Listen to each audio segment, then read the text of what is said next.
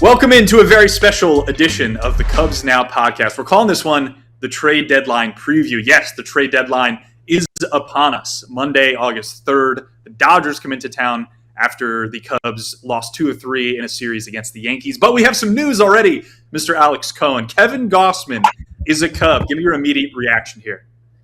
I think when we were talking about this over the last week, we were looking at guys on expiring deals who could help the Cubs. And when we were talking about starting pitchers, the first name was Kevin Gausman. Just a guy who has, been there before. He's pitched in meaningful playoff games. And you look at his 2026 season with the Dodgers, and yes, the outlying numbers have been a struggle, but I think that his metrics and peripherals have been a little bit better. That is more your category, Lance. But, with Gausman, you see the strikeout numbers over the course of his career, been pretty elite to really good. He's a guy that still, even in this season, is still missing bats. So I think that you get a veteran clubhouse guy, and I've talked to a couple guys in this Cubs clubhouse who were teammates with Kevin Gausman, one guy being Trent Thornton, and Trent said he is a top 5 clubhouse guy that he's been around. So, of course, you want to bring in a guy who's going to pitch well, knows how to pitch in the playoffs and in meaningful games, but the fact that he can integrate himself into this Cubs clubhouse quickly and efficiently, that certainly helps too. I think it's a great trade. Yeah, I dig it a lot. I mean, I think the peripheral pieces they gave up here are not what I would call impact prospects. Both of these guys are kind of defense first fits in any organization. Brett Bateman's added a little bit of power, but he's a glove and he makes contact, doesn't have a lot of juice. Same with Ty Suthasine in a lot of ways. Very similar kind of player where it's probably, maybe he sticks at short, but at the end of the day, it's not going to be a lot of power and the contact rates are going to be high. So these guys are guys that I just don't necessarily see in the future being like everyday regulars on the Cubs. So to give up those pieces for a Kevin Gausman here, it makes a lot of sense to me. I think that the Cubs were going to be cost conscious in whatever decision they decided to make from an acquisition standpoint. And I kind of think they nailed this. I mean, he's got 56 and a third postseason innings, 3.83 ERA. Last postseason in particular, he had some really good starts. In the World Series, he threw 2 games, pitched into the 7th and 1, K'd a bunch. Like, he has the postseason experience. He's thrown a lot of those innings. I agree with you on the peripheral side. He's gotten a bit unlucky with the Blue Jays this season from like a batting average on balls in play standpoint.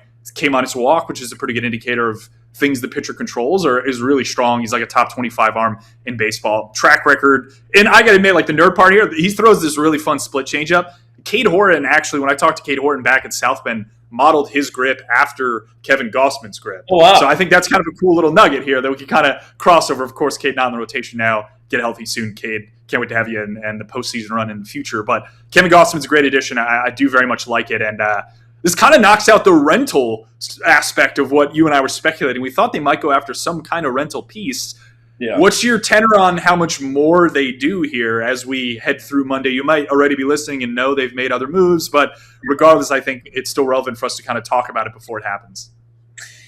We've seen the reports over the last 24 to 48 hours that the Cubs are looking to get 3 pitchers, whether that is 2 starters and 1 reliever or 1 starter and 2 relievers. And the fact that they already got their starter 24 hours before the trade deadline, a guy like Kevin Gausman, who you would expect to pitch in the postseason. After the Cubs traded Jameson Taillon, and you look at Taillon and Gausman, their salaries, they kind of line up, so it makes sense.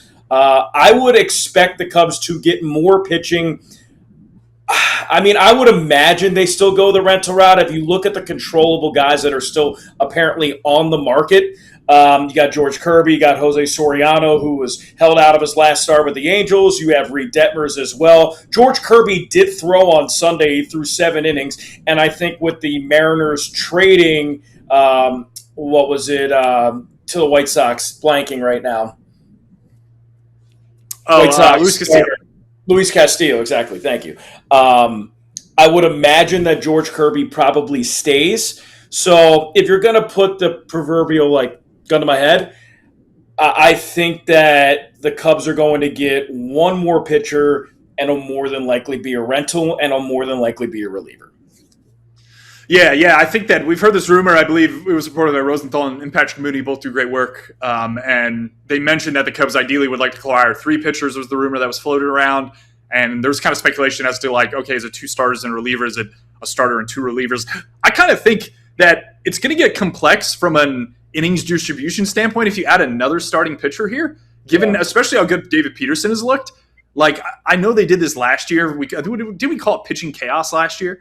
We Where did. we acknowledged that they didn't really have true starters, and it was like, we're just going to get guys through the rotation 2 times and then kind of go from there. I don't know if that is what this season's going to become, but if they acquire another starting pitcher in some capacity, I do think it will become pitching chaos, because if you're setting up for a 5-game series, like, who are you starting, And if 3 games set in the wild card, if they win the division, you're using Cabrera as a reliever, Ben Brown as a reliever, Ray Assad, all these guys as relievers, and then you're adding 2 relievers because you have 2 other starters. So I'm just curious to see how they view, I guess, like, Shota is the weird man in the middle there. He's pitched really well recently. You go into a 3-game set with the current rotation, I imagine it would be like Gausman, Boyd, Gausman, and then Shota or Cabrera. Like, I know I'm thinking 2 months down the road here, but it's interesting. The Cubs have to be doing this from like, hey, when we get to a playoff series, how are we matching up our pitchers? Like, who are the best 3 starters on this team?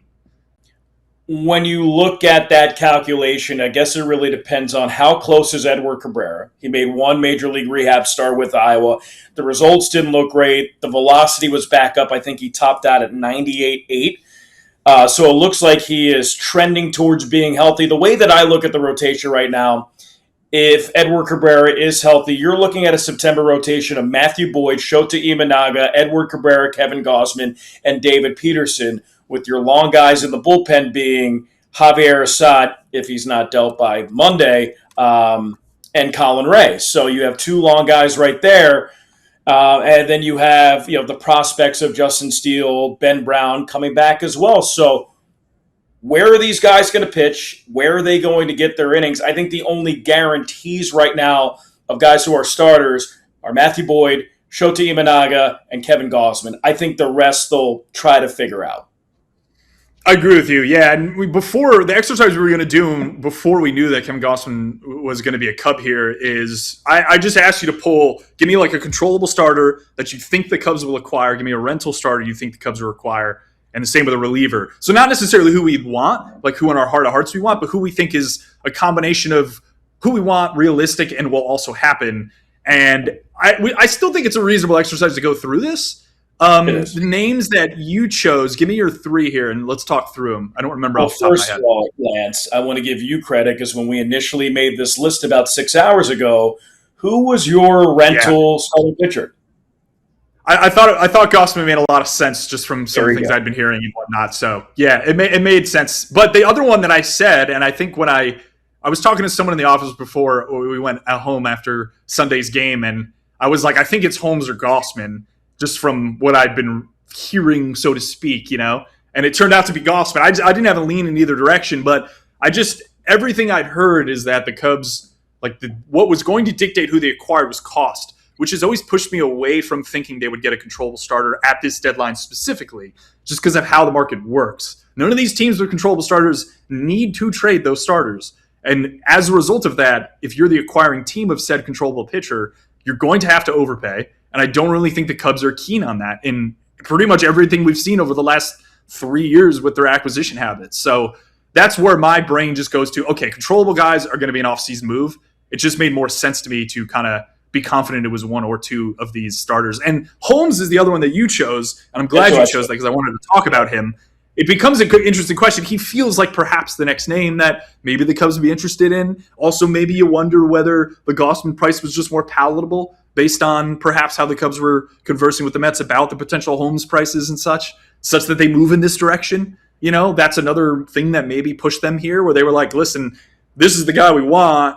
Let's get this done now, as opposed to waiting to the 11th hour and going in another direction and seeing if the cost comes down on someone else and maybe we lose out on Gausman. So what do you got on Holmes? I still think he would fit on this team, wouldn't he?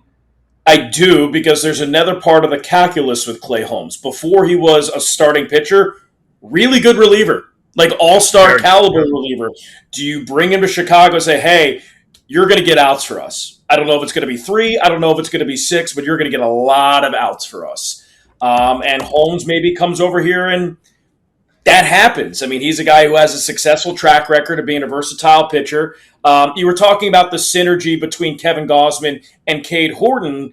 Clay Holmes has some synergy with the Cubs roster. He and Ben Brown worked together during the offseason. And when Ben Brown was focusing on throwing his sinker and combining it with his four-seamer, said he was working with Clay Holmes when it came to that. So, being able to have the breakout year that Ben Brown had, Clay Holmes was a big part of it. So I think that provides a little bit of extra synergy for this clubhouse when it comes to September. You look at Clay Holmes when he's healthy, really good. But the question is he healthy? And if he is he stretched out? Can he go 5-6 innings? Or are you going to be traded and get a guy in Clay Holmes, say, hey, you're good for 3, good for 6 outs? Because I think he can do that. I think he provides versatility that he could still be a target for the Cubs, even though they got their starter in Kevin Gausman, and even though they're going to have to sift out who gets their starting pitching innings. I agree. Yeah. And the controllable side, the name I liked was Reed Detmers. The reliever I liked was Adrian Morejon of the Padres, who is just a really electric arm. There's just not a lot of dudes who can throw 99 from the left side. Is he going to be expensive? Sure. He's also a free agent and a rental. So I don't know. As much as Preller wants to keep that cost high, that does feel to me like a right before the deadline move where they kind of take final offers and then just go after any direction they want. I know it seems like everyone in the Marquee offices loves Morejon just from what we've seen of him dominating the Cubs over the last couple of years and such. Who's your reliever? Do you like Morejon? What's your lean on the reliever side of things? Because I do think that's kind of the interesting angle here. With Kevin Gausman, if this was the only starter they acquired, they're in a good spot. I do think they very much need a couple relievers to kind of Band-Aid over some of the guys they've been using in roles that I wouldn't say they're overextended. They've done a great job, but just if you're thinking about a playoff series, you're not entire like Palencia. We're assuming would be the 9th. We love Webb as the 8th. It'd be really great to slot someone in there in the 7th or even earlier to use as like the old Palencia from last year in the playoffs, where he was coming in the 5th and 6th and 4th innings as like this fireman, which was a really effective role for him. So, what's your lean on the reliever side? I mean, I really like Adrian Morejon. We've talked about him since, the wild card last year when he and Mason Miller just dominated the back of the bullpen for the Padres. My one question is, does San Diego sell? They're starting to play their better baseball. I think they're Phillies is they were losing. They were a game back of a wild card spot. If you would have asked me this question a week ago, I would have said the Padres are selling and that I would put in all my chips to Adrian Morejon. I don't know if they are. I guess we'll have a better answer to this question once this airs or on Monday, especially Monday at 4 o'clock, obviously. But if he is going to be traded, I would imagine the Cubs would be very interested in him.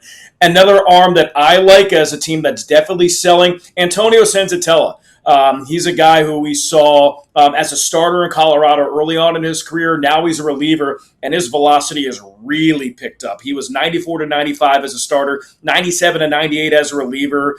His cutter has been one of his best pitches this season. It's a pitch that's gotten a lot better from 2025 to 2026. If you look at his ERA for the course of the season, it's pedestrian. I think it's mid-3s, but he's also had 2 really bad outings, and the rest of his 40 outings have been pretty good. He gave up 1 home run to Ian Happ in Colorado, and then he had a blow-up outing about 3 weeks ago. But I really like Antonio Senzatella, a guy who is also stretched out as a starter, probably won't be used in this capacity, but he's probably this year's version of Andrew Kittredge for the Cubs, except Kittredge throws 95 to 96, Senzatella throws 95 to 98 and has a little bit more swing and miss.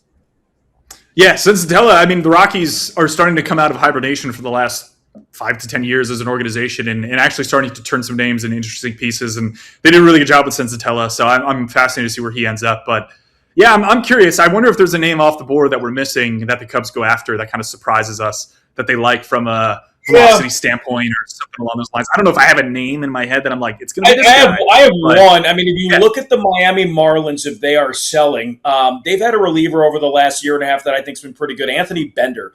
And again, he's a majority cutter guy, but still fastball velocity is 95 to 97, topping out at 98. It's got season high swing and miss stuff when it comes to him over the course of his career. And with the Marlins, I've heard that they might be trying to trade Kyle Stowers to Houston. They're in active negotiations. So if the Marlins are going to sell, Anthony Bender could be a target. Yeah, hurt right now, is just cleared for a throwing program. So he's an interesting name that I can't imagine would cost much, and that is definitely more of a September into the postseason play. I also remember that name from last deadline, if I'm thinking correctly, as And also, like, the Cabrera-Sandy trade rumors were in that, like, maybe they throw in Bender, too, or something along those lines. So I could totally envision them re-engaging on a name that they probably already have some relationship with the Marlins on. So yeah, it's been a fun little A block of this show where we're going to jump out and then recap what we saw over the weekend and what we will see, which is Tarik Skubal pitching at Wrigley Field on Tuesday versus Javier Assad. Talk about a matchup. We'll touch on it after the break. Welcome back to the Cubs Now podcast. We're doing a trade deadline preview for you here, recapping the acquisition of Kevin Gausman, a really nice name to add to this rotation. Fun name in particular. Deep on Saturday night, however, Tarik Skubal was traded to, unfortunately, the Los Angeles Dodgers. Not really surprised to anybody. This felt inevitable the whole time, and we were just kind of doing some posturing and see if anybody wanted to match eventually what the Tigers got for Skubal from the Dodgers, which I've seen a lot of, takes on this package not being great.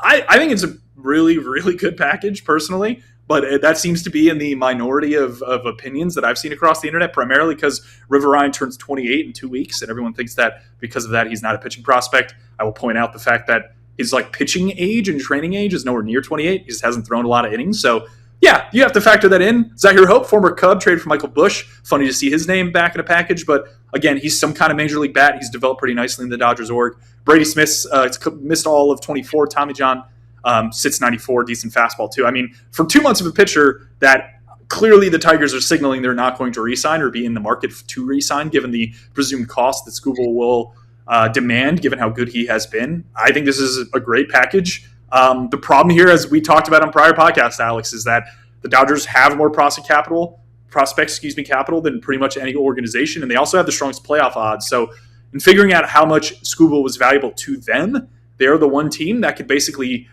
guarantee a higher number of starts than perhaps any other organization, just based on how much of a favorite they'll be in the DS and in the CS and all these other moments as well. So unfortunate. The Cubs will probably have to get through the Dodgers at some point in the playoffs, and they'll get a chance to face Skubal on Tuesday, which is something that surprised me. I just thought it may take a little more time. We saw some tweets today on Sunday of Skubal arriving at Dodger Stadium and hugging Dave Roberts. And then, you got Jesse Rogers here saying Tuesday at Wrigley Field is Skubal's debut with the Dodgers, which is going to be electric. Listen, a lot of people might just be like, this is a tough matchup. Never want a good pitcher to face the Cubs. I'm the complete opposite, man. This Cubs team's good. I want to see team versus Skubal. Yes. Yeah, give me all of it. Let's go. This is a playoff preview. You're going to get a playoff atmosphere Monday through Wednesday. I want the smoke. I want Wrigley to be popping. I understand that people are not happy that Tarik Skubal is going to the Dodgers and that it could be bad for the game. I'll go on record saying this. I don't think the Dodgers are three-peating. Because they aided a strength of theirs. They did. I mean, their starting pitching already was great in the fact that they might get Blake Snell back and healthy. And they might get Glasnow back and healthy. And who knows about Ohtani pitching. And then you add Tarik Skubal with Yoshinobu Yamamoto. It's really good. Their offense has struggled. You look at their offense over the last 28 games, their OPS is in the sixes. They're averaging 4 runs per game. Their bullpen has struggled for the majority of the season.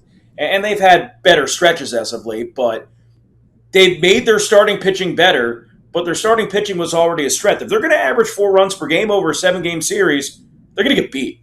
So I think that's my big thing, that while the Dodgers obviously improved their odds, I think they're plus 140 to win the World Series again. They win it all. Yeah. Yeah, if they don't get better when it comes to their lineup or bullpen, if you look at the year, obviously Kyle Tucker's had, Mookie Betts has been an average offensive player for the last year and a half. We're talking about 200 games. So if they don't right the ship, it might not even matter what their starting pitch is. They're a really good team, and I understand why they're the favorite. But to say that, this guarantees their third consecutive World Series, it's bad for the game, it puts a target on their back. I want it to be crazy in Wrigley. I want it to be crazy wherever Tarik Skubal pitches, opposing ballpark. I want the smoke. I want the fun. I'm excited for it. Yeah. Dodgers right now basically handicapped at about a 40% chance to win the World Series, which I'm going to assume is one of the highest marks we've had in the last 15 to 20 years. I can't obviously put that on record, I'm not entirely sure, but my impression following baseball for the last chunk of my life is that we don't really run into a favorite this heavy 2 months out of the playoffs in particular, would be my case there. So yeah, you're basically looking at about a coin flip chance. The Dodgers or the field is what it is pegged at right now. But yeah, I mean, I agree with you on the offense being old. I do wonder how much that matters when they're going to have the best. Like their starters are just going to be going 7. Like, are they even going to use another pitcher that like isn't one of their 3 best relievers and their starting pitchers? You know, like they might just take the middle of their bullpen and like not use. I mean, but what if the starting pitcher doesn't have a good game? What if Blake Snell walks 5 and runs up a high pitch count? What if Tyler Glasnow working his way back is limited to 60 to 65 pitches? What if Shohei doesn't pitch? There's so many variables here, especially now where injuries can happen, funks can happen, pitchers can struggle. I just don't think it's as guaranteed as people are saying, in my opinion. Yeah, I don't think it's guaranteed either. I think the 40% chance is right around reasonable for the most part. I did put together a tweet on what I thought comparable packages would be using Fangraphs valuation tiers, just to see like, hey, if you want to try to match this Hope Ryan, Brady Smith package by the Cubs or the Brewers or the Rays, this is what I think it would be based on equivalent value tiers. My read is that the Brewers, there's no shot they were going to give up Logan Henderson. Maybe you could put in Sproat there as well, but this is how you match it, right? Like I'm basically taking a pitcher from any of these orgs that is major league ready, that goes into a rotation right now. Each of these guys has had like some kind of injury thing or slight underperformance, which is comparable to River Ryan, who's been hurt a bit. You mix in another bat that's some kind of major league bat. Hartshorn's a bit away. He's in the same value tier as a Hope, although I do believe most sites probably have Hartshorn a smidge above, so I put the either or on Pedro Ramirez there. And then Brooks Capel is a comparable guy to Brady Smith in a way of just being, a peripheral name, some starting pitcher probability. Maybe it's not top-end impact, but it's interesting. And yeah, these packages are hefty. Like, I just think that everyone is, for some reason, discounting River Ryan. I was just texting with Jim Callis, our guy, friend of the show. Yeah, I mean, that's the question. This is the ranking that has River Ryan very high. Like, you think that River Ryan is a elite caliber pitcher. He's a very when good pitcher. He is healthy, he should go right up to the Tigers rotation, and he'll be an impact arm. I think he's going to start within the week for them. Like, he was healthy at AAA. Everyone's citing the 4 ERA despite the fact he had like really good peripherals. The question to me is more like, I wonder how close any of these 3 teams got to offering what let's just say for the exercise, this package that you see on your screen. And I don't know if any of them were remotely close to it. We're not going to get reporting on who was the name Scott Harris called right after he called Andrew Friedman to say, hey, sorry, we got a better package. We're going to take Friedman's package. Is that Matt Arnold? Is it Neander? Was it Jed Hoyer and Carter Hawkins? Like, I don't know, but my read is that I don't think any of these teams got really close to this. And maybe there's a team I'm missing here. Maybe the Braves were in, maybe some of these other teams were in, but yeah, this is a hefty package, man. Like, it's going to look bad probably on the Dodgers in a couple of years, but again, it doesn't matter for them. If they three-peat, flags fly forever. We have the best chance of doing that in the sport right now. But I thought it was a good exercise just to kind of go through the motions of like, what would a package look like? Would you have been mad if the Cubs gave up what you see on your screen for Skubal? Yeah, I think that's hefty. I'm surprised that you have Ben Brown and River Ryan as that direct comp. I mean, Ben Brown was a fringe all-star pitcher before he got hurt. So, I mean, if it's somebody like Javier Assad, maybe I'm thinking a little bit differently. I don't think that I'm trading Josiah Hartshorn for a rental. I agree with you. Yeah. I just think that, I mean, you have Pedro Ramirez, but he also fits a position of strength for the Cubs because you have Pedro Ramirez, you have Jefferson Rojas, and you have Matt Shaw, who are in that, elite bat, can play a number of different positions. And Brooks Capel's had a really nice year starting when he was in spring training. He turned some eyes. He's had a nice year, especially now in AA Knoxville. So I think I'm fine with that. I don't know if I'm trading Josiah Hartshorn for a non-controllable pitcher. I agree with you. I do think that is the big thing that you'll get into here is as you get into the late stages of free agency and such, and maybe the Cubs make a controllable starter move. Is my gut is you're probably going to have to part with one of Rojas, Ayers, or Hartshorn in order to get any of those controllables. I don't really know if the Cubs have the depth to like give 4 to 5 pieces, and at that point you're running into like diminishing returns.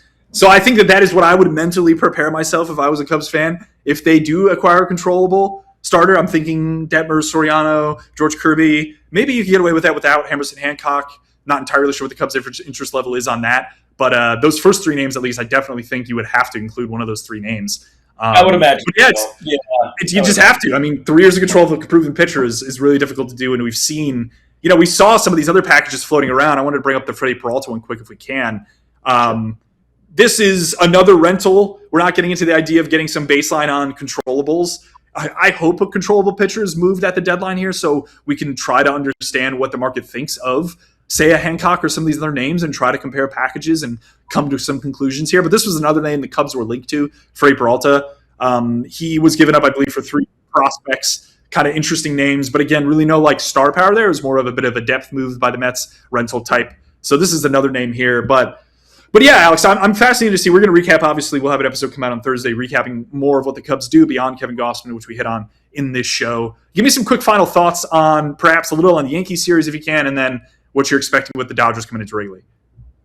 With the Yankees series, when you looked at the probable pitchers coming into the series and you're going against, Warren, Fried, and Cole, you don't want to get swept. I'm not happy, but you'll take a win out of those 3 games, and you're happy by taking 2 out of 3. And that's just on the surface, not watching the game. So they did take a game. It wasn't the game that Warren pitched. It was a game that Fried pitched. But I just think that the offense has been in a little bit of a funk since the beginning of the Cardinals series, and it's going to be very difficult to break out of that funk immediately with the Dodgers coming to town. So you're going to see Skubal pitching against the Cubs, and I cannot wait. I am looking forward to it. I cannot wait. Javier Assad against Tarik Skubal Tuesday. I'm pumped to watch it. Hopefully you're pumped to watch it. That is baseball at its finest right there. Let's go. I am. Yeah, I'm hyped, man. It's going to be a lot of fun. As always, thanks for joining us here on the Cubs Now podcast. Happy deadline day to everybody listening on Monday. We will see you guys very soon. Kevin Gausman's a Cub. Congratulations to Kevin Gausman. It's going to be fun to watch him at Wrigley in pinstripes. We'll see you guys soon.